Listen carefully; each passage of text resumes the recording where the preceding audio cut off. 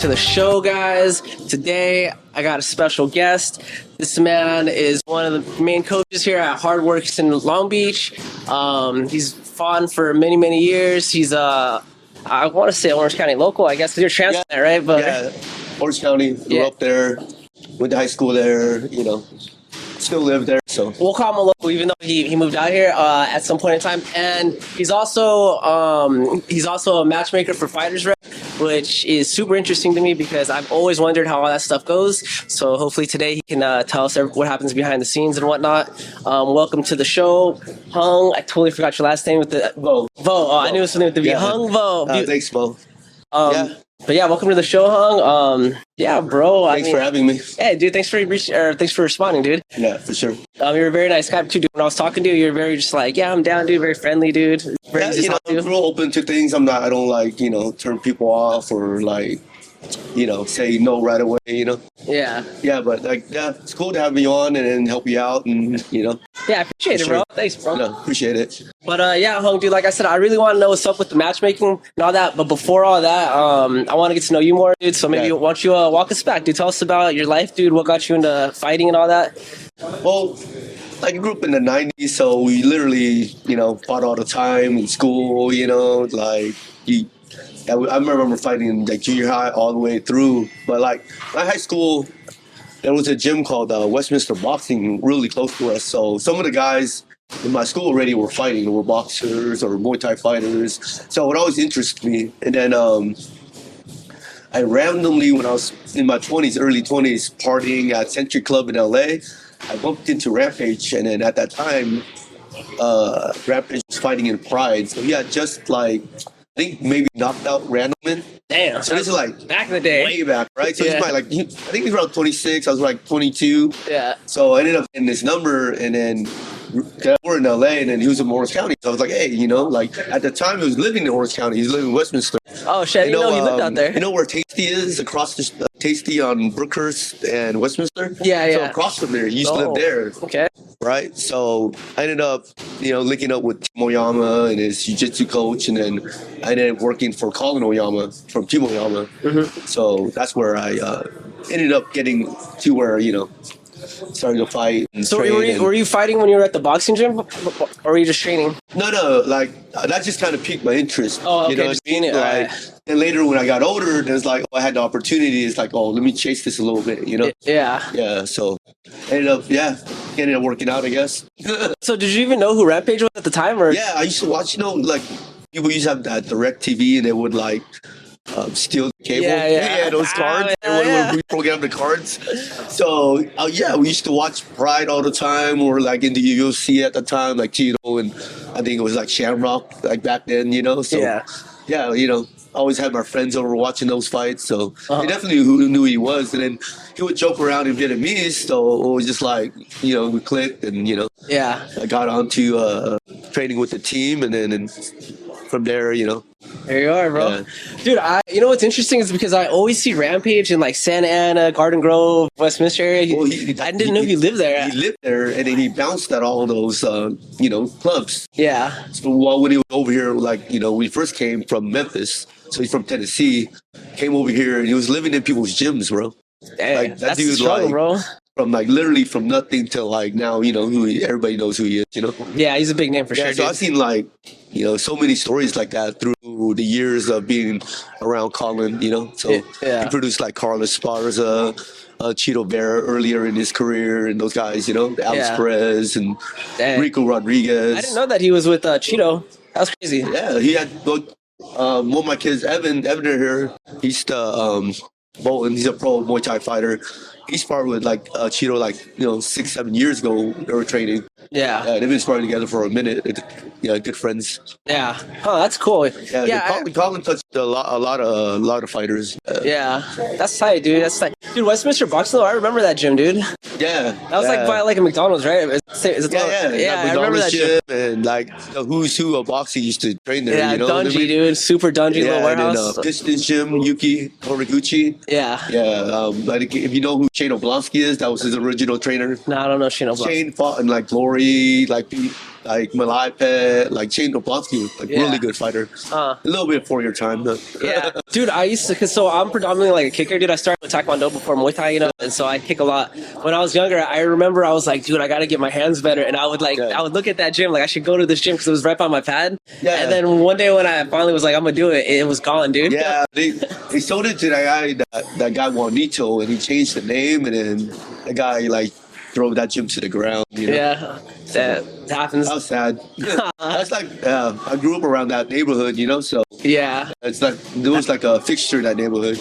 I think everyone is over at Grandpa's now, over in Garden Grove. That's the new. That's the new way. It's so I think different. that everyone moved over there, you know. Yeah, but Grandpa's is so different now. Like I think the daughter's running it or something. Yeah, you know, that's like it's different. You know, I mean, I'm not saying it's a bad thing or anything, but I had been to it before, and then I went to it maybe 2 years ago. Yeah, and I just was like, oh, it's so different. You know what I mean? Like, I've been there in a minute, but yeah. I remember going over there here and there for like past 15 years. You know. Yeah. Sometimes we boxing sparring. We'll go down there and get some boxing sparring. Yeah, it's a cool gym, dude. I've been to it a few times. I mean, I enjoyed it. Yeah, that's cool. So you fought in Muay Thai, right? Not in MMA? I fought Muay Thai. I did like a lot. I actually started in jiu-jitsu the first couple of years, and I did competitive jiu-jitsu, got my blue belt, and then I told Colin, hey, I want to fight MMA. He's like, no, you have to fight Muay Thai first. Yeah. And I just didn't look back. Yeah. I just kind of like fell in love with Muay Thai, and then I started fighting Muay Thai for a few years, and then I retired in 2009. Yeah. Yeah, you spoke on you retired because you got attached retina, dude. How was that in a fight or was that training? No, I was training with one of my sparring partners, good teammates, friend, like groomsman, Romy Adanza. He was a WBC Muay Thai champ, like 3 different weight classes. Yeah. We're going hard for one of his training camps, and he just caught me. Yeah, what did he catch you with? I kept dipping out on him to the left and then slipping his cross. So when I tried to go to it again, he said to throw the cross. He showed the cross and went with the right hook, and I ran into it. Dang, got you that hard? It didn't even hurt. It was just like 10 minutes later, it's like, hey, there's a dark spot, and then it just kept growing. I was like, oh, I know what this is. Yeah. Because earlier in the year, our other teammate, Kengo Watanabe, had gotten the same thing. Yeah. So right away, I knew what it was, and then he had to retire off of it. Dang. And then for me, yeah, like it was like done after that, you know. Dang. So do you have no vision in that eye anymore? I see colors. You see color? What do you see colors? Just colors. Like, you know, if you take a shower, when one of those shower glass things where it makes it blurry, like that. Dang. But then you have to put that on top of a sharp image, and then I see that. Whoa. So sharp and blurry at the same time. So it's kind of like no depth perception. So it took me a while to like figure out my range. Once I start sparring or doing like contact again, I had to go switch lefty because I couldn't see anything coming from the left, the right hand. That's crazy. It made me like do a lot of different things and learn. Definitely made me learn. Yeah, for sure. Damn, that's crazy. I got my eye messed up, not the detached random, but I was one of my homies was supposed to fight. He ended up not even fighting, dude. But he threw a knee in the clinch and it got me just right in the eye, and I got a uveitis, so scar tissue in the back of the eye, dude, on the iris. That should suck, bro. But that's way worse, bro. Like problem with mine was it kept coming off after surgery. Oh, so I had like 4 surgeries to repair it, and then once you get a detached retina, then you get what's like called a cataract. So you had to get cataract surgery and then get your lens replaced. Had tumor surgeries on top of that. Yeah. So for 2 years, I was literally just laying in bed. Dang. That sounds painful, bro. That wasn't even painful. It's like you're used to being an active fighter, so you're working out a lot. Yeah. Now you have to lay in bed. And then, like for 2 years, I didn't do shit. You know. That was the worst. Dang. And then you're like, oh man, I chased this thing my youth, you know, now what you do. That's true, bro. Like, that's fucking very true. I chased it so long, and then I was in my late 20s, you know. Yeah. I was like, fuck, you know, now I'm broke, and then I can't fight no more. Wow. You know what I mean? Yeah. Like, so from there to this now, it's a fucking blessing. Yeah. Like, from where I was to where I am now. Yeah. Especially, I'm sure for your mental, too, because you could still be in that world without having to put your body in danger, you know? I thought I was, you know, could be on that high level. Yeah. You know what I mean? With my like teammates were all high level. You know, I could hang with guys that are like fought for world titles and whatnot. So I thought I'd make it, you know? Yeah. But like watching these guys do it, it's like even more enjoyment because it's not just me. It's like all these guys are like doing well, and then Yeah, you know what I mean. You get to fight for multiple world titles in one night, bro. Yeah, like Evan, he's a really good pro, and Cam's one of the top, amateur 85ers in the country. Yeah. We're taking him to the Grand Nationals, so we try to see if he is or not. Yeah. When's that? You said that's gonna be Dakota, so we right? leave next Wednesday, so it's April 3rd, but it's April 4th to April 7th, the tournament. And I think there's 2 or 3 guys in this division, so we might fight a couple times. Winner goes to Greece, fights for the world for the IFMA team. That's tight. So yeah, it costs a lot of money. So thanks for all the sponsors and the anybody that donated to help us go out there. Yeah. Appreciate that for sure. Yeah, if you guys have like a link or something, if you send it to me, I'll put it in the. Yeah, we were already promoted. We got enough money, so just thanking everybody for helping us out. Thank you, everyone, bro. Yeah, and this is his shirt. Check him so out, if you want to support him, it's you can hit him up on his IG or the gym's IG. All right, I'll link that at the, on the bio or something. Yeah, or you just come by the gym, pick it up. Probably easier. Come by the gym, come train, dude. Come meet some people and come fucking learn how to punch someone. Damn. All right. So that marked the end of your fight career. But so were you pushing coaching because of that injury, or was it already something you wanted to do? I did. So I left, the gym, and then I started working for a telemarketing company. And I ended up very Asian. Yeah. Well, I was a sales guy from when I was younger, So I was like, I'll just go back into sales. And my friend had a company that did auto warranty, so I just did that. It was like, it made good money. It was like you buy one of those auto warranty contracts for $700 and you resell it for $2-3 grand. Dang. So you make whoa. So that's a markup, bro. And I was like, okay, so how is he doing this? So he had like a VoIP dialer, a voice over IP dialer. So my brother, that's what he did for his business was he did those Vietnamese calling cards. Yeah. So he was a back end of that. Right. So my brother did that. I was like, oh shit, I got the sales and I got the back end. So I was gonna do a telemarketing company. Yeah. So I left that, tried to do that, and then I started coaching on the side to make extra money. So I tried to do that. Yeah. Well, my partners got cold feet, and then I had to go coaching full time. Dang. So I tried to do that, and then so coaching wasn't even on your radar, bro. Yeah. It was just like that's wild. But once I started coaching, and then I got like Evan to fight, a couple of other guys to fight, I was like, well, I just might as well do my own gym.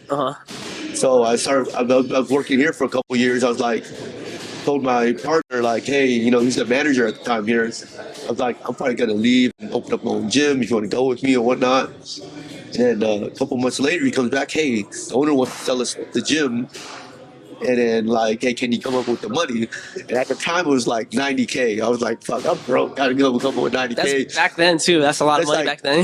This is probably like 5 years ago. So like, that's like $90K, but I was literally just coaching. So I wasn't like making any type of money that, So just ended up finding a way to scrap up the money, and then ended up buying the gym with them. It was a UFC gym at that time. So we waited for the contract to run out, and then we switched it over to Hardworx. This was a UFC gym? Yeah. Oh, shit. So we run it like that. We would like have back classes and do a lot of personal training. The guys are able to make a living coaching and being a personal trainer so they can chase their fighting career. You know what I mean? So I help them with their fighting career, and then they coach and teach and then do a lot of private lessons. Dang. Yeah. What a journey, dude. Yeah, it's crazy. It's amazing. Living the American dream, they call it, I guess. Definitely, bro. I don't, because you're an immigrant too, right? So yeah, so I was born in Thailand. My parents were both refugees. Yeah. So I ended up being born in a refugee camp in Thailand. We ended up in Kansas, and then in the early 90s, my parents came over to California, liked it here, and then we ended up in Westminster. Yep. Yeah, Santa Ana, actually, but yeah. Yeah. That's where a lot of Vietnamese people ended up. That's where my dad ended up, bro. We're tropical people, and Kansas is not. Yeah. Yeah, it's like winter cold. Like they can just self out of snow. Yeah. We came out here, it's like Mediterranean weather. It's like, it's close enough, right? Yeah.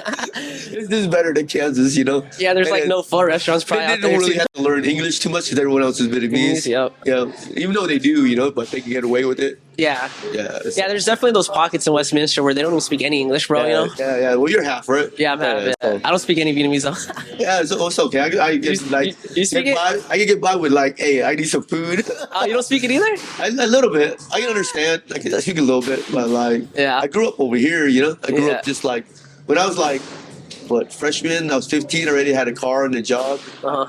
And then, so I was never home. I did, only interact with your parents here and there. Yeah. You know what I mean?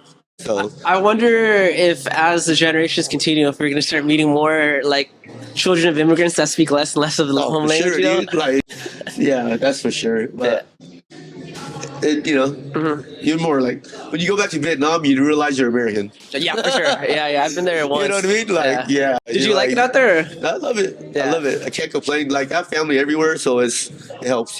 Yeah, they like to party in Vietnam, bro. Yeah, that's just how our culture is. They Yeah, like to party here. Bro, Vietnam, I remember they partied every night, dude. The bars, the clubs, every night. It was crazy. It's so fun, man. Yeah.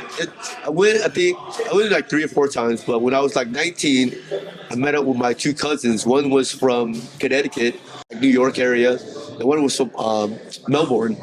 So everyone had like 3 different English accents. Yeah. That shit was a trip. Yeah. Especially me and the guy from like Connecticut. We looked at the Australian guy like, what the fuck? They all speak like some foreign language versus like compared to here in America, it's like they have like Australian English. So it's like, what the fuck's that coming out your mouth? Yeah. Dude, my dad's current wife, dude, she told me when she was in Vietnam learning English, they taught her how to speak like the California English. Yeah. Like this is like the proper English, I guess, So if all you people that live on the East Coast, there you go. We know what the real English is. Yeah, for sure. All right, so how did you get linked up with Fighters Rep? Like, where did that come along? Well, Evan started fighting. It's actually Christine Ashton, rest in peace. She told me about George for a while. George Francis. She's one of our sponsors. And then I had guys fighting for different promotions at the time. So I didn't really link up with them. And then later on down the road, he hit me up again. I was like, okay, I'll put one of my fighters on. And then we started working, and then he wanted to do like an open workout, So we started doing open workouts here. And from there, we started building a relationship. My fighters fought for a lot of his titles and whatnot, you know what I mean? Yeah. But real good dude, just straightforward businessman, So, yeah, good. Definitely a good dude. Yeah. So how did you become a matchmaker for them, though? You like... He's gonna quit, bro. Oh, he's gonna quit?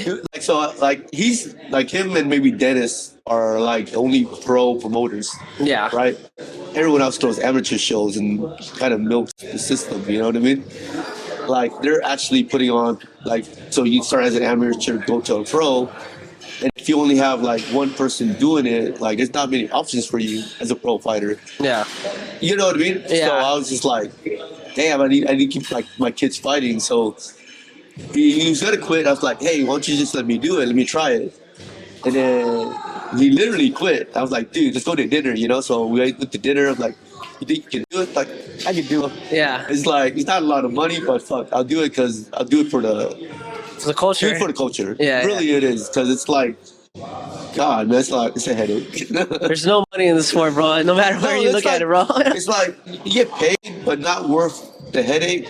But if you're just doing it for the money, then it's not worth it. But a lot of the other fighters, they're hungry, and I can when you're younger, you see yourself in them. You know what I mean? That's the main thing. I remember when I was hungry, I wanted to fight, and you know what I mean? Yeah. Try to get those opportunities to these kids, and then there's one less promoter, there's one less opportunity for people. Yeah. You know what I mean? This guy's willing to really put on good shows, fly people out. We have the most people coming from different areas, Yeah, I've seen a couple of their events, dude. A couple of the guys from our gym have fought for Fighters Rep. I've enjoyed their shows, bro. I thought it was cool. I mean, it's a newer promotion compared to some of these other ones, and I feel like they definitely have earned their place. I think the last person that fought for Fighters Rep, I want to say it was either Yadir. I don't know if you ever met that kid. No, I'm not sure. He's a cool kid, but there's some. I can't remember who else has fought for him, but off the top of my head, just got off of work, he's so brain dead. Oh, Yadir. Yes, I know Yadir. He's a good kid, bro. He's cool. Actually, he's a good kid. I was trying to get him back. I tried to get him back on the card, but you guys are your schedule conflicts sometimes with ours. So yeah, you know what I mean. It's really hard. Try to schedule everybody because there's so many different shows once a week. Yeah, and the coaches are bouncing all over the place. There's only one of you, and you have for me, I don't have that many fighters, but still, it's a handful, you know. Yeah, especially trying to match the weight and all that, And you have like a business to run still, you know. It's a like lot. yeah, and then I Yeah. got 3 dogs. And I know, I see that, bro. So and wait, a how come you don't wife, got no kids or anything? You're Vietnamese. That's like we it's in your got blood, married bro. probably like 6 years ago, wanting to have kids, and she's like director for like Molina Healthcare, and she helps me coach. And we're so busy with our fighters. It's like, where are we gonna fit that time in? Yeah, it's true. Like, and it's, you know, in California you have to have a dual income family, even For though sure. like Yeah. so it's like, you know, and then we tried to put it off and decided probably not for us, you know. Yeah. But later on down the road, maybe we can adopt or whatever, you know what I mean? Yeah. Yeah. Maybe a little Vietnamese kid from Vietnam, dude. Yeah, something like that. But for me, like the fighter is like we always like our gym, like Oyama's was always like a family oriented gym. We're all brothers, you know. Yeah, I like those gyms, So dude. like my kids are like, you know what I mean. My fighters are like my kids, you know. Yeah, you care about them, dude. You care about that's their like- life and shit. Yeah, so it's hard. It's just it kind of fills that gap, I guess. Yeah, no, I definitely I like that, dude. Like, you go to gyms where it's business, and it's like, yeah, you have a bunch of champions, but it's like this fool doesn't even know this other fool's name, bro. It's like, you know what I mean? Yeah, no, like I have to like understand. For me, it's like every fighter is different. So you watch some of my fighters, they don't look like they have, say, a cookie cutter style. Yeah. It's kind of do the whole thing. That kind of like coach them to what their strengths and weaknesses are. You know what I Yeah. mean? So it's not like hey, everybody does the same thing here. You know? Yeah, that's a good coaching right there, because it's like, I mean, like, even at my gym, it's like you'll see people come in, and some people come from like Taekwondo. Yeah. And he's not going to be able to do these crazy like head movement combinations that that was you a just boxer, kind you of know? like So why force them, bro? You know? like kind of blend what you want to teach them, and you know, Yeah. whatever they do good, just add to it. I had a kid that was a super like Taekwondo, bouncing on his toes kind of a kid. Yeah. And then I try to calm him down a little bit, but when his fights, hey, you know that spinning kick? Hey, I like that. Let's use that. You know what I mean? Yeah. Like, I'll still let them do their thing because I know that he's really confident in that move. Yeah. Right? Maybe some of my other kids, oh, hell no. You know? I never did Taekwondo, but like when they have like a nice spinning kick or a nice like side teep or the things that come natural to them, oh yeah, like this. But in certain situations, say you can use that. Yeah. Right? Situational, right? Yeah, it's very true, dude. Especially in Muay Thai, it's sometimes it pays to do something that isn't common in that. You know? expect that. Yeah, but as long as you're not spamming it, or you know. Yeah, for sure. Like you set it up, and it's like it's a nice technique. That's different, you know. Yeah. So, how does like the matchmaking process go down? Do you just go to different gyms, see their ask who do you got that's in the what I weight or what? usually like just like there's a registration page, and what happens is like if the fighter registers, they'll populate right at the first person there. Mm-hmm. So you only get like the recent people that sign up and who wants to fight, and they'll like register or whatnot. And then from there, we'll look and then okay, what champions do we want back on the show and whatnot, and who can we pair them up with first? You know, Yeah. the guys with the better records, and then obviously that the guys that put like fans in seats are the ones that get priority. Yeah, You know that's what how I it mean? is everywhere, man. At the end of the day. So Yeah. like if you don't get on, it's just maybe something around that, right? You know, usually if you don't put any people in seats, you're probably not gonna get asked back. Yeah, you gotta sell them tickets, dude. Yeah, it is you a know what I business mean? at the end of the day, bro. You know. Because like no one's trying to do a lot of work for free, and it's a lot of work, you know, Yeah. for everybody. Because you know, coaches put time in, fighters put time in. I'm the matchmaker, the promoter puts time in. The videographer, like these guys, they put time into it. You know what I mean? Yeah, and it's honestly, when it comes to selling tickets, it's like if you are actually telling people I gotta fight, your friends, your family will at least buy But tickets. You know? why would you want to fight and not want people to see you? Yeah. Like that's why we do this. At the end of the day, we want to fight, but we're entertainers. At the end of the day, Yeah. it's like an actor that no one wants to see them. Hey, I want no one to watch my movie. Yeah. I don't know. That doesn't make no sense, Nah. right? You know what I mean? Yeah. Yeah, and I've like the thing with me is I always sold the tickets for the fighters at Oyama's. I was like the manager at the front desk, so they give me the tickets. I'll meet the promoter. I'll sell it. I'll deal with the money. So the fighters didn't have to. That's how I built relationships with promoters, and then down the road years now that I understand how that business works. You know what I mean? Yeah. Like, and that's how you get more opportunities, and you know. Yeah. So you've worked with dentists before? like 20 plus years. Dude, yeah, this is cool. I've seen him for a He's minute, a bro. cool ass dude, bro. Yeah, that's all I said. Like when I see him, when he does, like what he does is he'll like go to actual gyms, meet the fighters and all that. And I'm like, so I'm like, is that how all promoting works, or how's this? You know? No, he's like throwback. You know That's what how I it mean? used to For be. me, it's like I don't got time to do that. I don't know how he does it, Yeah. but he drops by randomly here. You know, 'cause he lives in Long Beach here, West Long Beach. Okay. So like he comes by pretty often. Every time Evan's about to fight, you know, he'll drop by, say what's up. He really wants to see how the gym's doing, and then if he sees your gym's busy, he knows he's investing in the right person. Yeah. You know what I mean? So they want to see that you're successful, so in turn that they're successful. Yeah, it brings heads in. You know, you got. It really is. So when you come in here, like it's the slow time of the day, you know, you still see a bunch of people in here. Yeah. And in like an hour, it's like you have no room to breathe. Yeah. You know. That's when the classes start and whatnot. Yeah, That's when the fun begins. Yeah, the headache begins. Then you see the real coach come out. Yeah. So If you know, you know. So what's your scheduling here? Like, what are your like spar days? How's your training So program for here? me, my kids spar Tuesday, Thursday evenings at 6:30. Monday through Thursday at 5:30. We do pad work, mid work, clinch drills, conditioning. You know, depends. Then 6:30 Monday, Wednesday we have a conditioning back class we do, Okay. and then Saturdays we'll have like sparring here, or the higher level guys will go down to Oyamas, you know, get some sparring there. Yeah. Yeah. So you still have a relationship with Oyama? Yeah, he's like you know, has a father figure to me, you know. Oh, that's cool. So like he helps out with some of my fighters, whatnot. Like Cam goes down there Fridays to train with them. Yeah. You know, it's like your lineage, you know. Yeah. Yeah, like it's like we're not like any like financial like whatever. It's just a pure like like loyalty, you know. Yeah. Is your style, do you think, kind of like still similar to how it was over there, or have you changed it up? Yeah, physical, like, you know, we're on the better end of conditioning. Yeah. You know what I mean? What he taught me is what I'm teaching them. Yeah. You know what I mean? Oyama's, is that in Irvine or where's- Irvine? Yeah. Yeah, So, Irvine. It's cool. You know, I learned from the really good coaches over there, so I just, you know, passing on the knowledge, you know. Yeah, they got some fighters, bro. Sposdang, I think he's from Oyama, right? Ron, yeah. So That was savage, bro. that's funny because Ron, when he first came over, I was like managing the gym and I was helping the coach train fighters. So he was my first person I ever cornered. Yeah. His first fight, so he did a IFS tournament, a 16-man amateur tournament. Dang. So literally he knocked like everybody out. Whoa. Like, bro, it That's was crazy. Yeah, he let me Roby like corner him because it was like letting the other, you know, guys corner, Yeah. teaching us how to corner. So yeah, he's the first guy, and then literally I never lost a fight with him.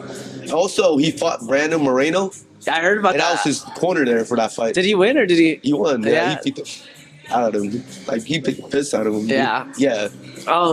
Yeah, I've seen Ron, some of his yeah. fights. He's pretty savage, dude. He's so Yeah. nice too, That's bro. online too somewhere, man. I just like remember seeing it recently. Yeah. Yeah. Reno just recently did a temporary retire. I don't know if you saw that. Yeah, dude, he That's- been fighting forever. When Ron fought him, Moreno was like 19, bro. Yeah. Like he was super young, so it's not the Moreno now, you know. Yeah. But yeah, I remember that later on. I looked back, it's like, oh shit, that's Brandon Moreno, and then you know, it was like, yeah. So I was like, I helped him corner for that fight. Yeah. Yeah. That's interesting, dude. So Moreno was doing Muay Thai before, because like, No, it was MMA. oh, it was MMA. Oh, okay. I didn't even know Sposdang did MMA. I thought he was only doing Muay No, Thai. he was an MMA fighter first, bro. Yeah, then just started doing kickboxing, Muay He Thai. did Muay Thai. He couldn't find MMA fights, and he just bounced back and forth. Like when you're older, you can only like focus. He has so many businesses, you only focus on his stand up. Yeah. You know what I mean? Because you have to, you do MMA, and you have to grapple, and Yeah. who has the time when you have a family and whatnot, Yeah, that's true. and a business. So you know, That's the best part of MMA, bro. yeah. It's the So he's an stand-up stuff. MMA fighter first, man. And that, Okay, I didn't know think that. that was for Pandemonium, that promotion back then, Yeah. something like that. Yeah. All right.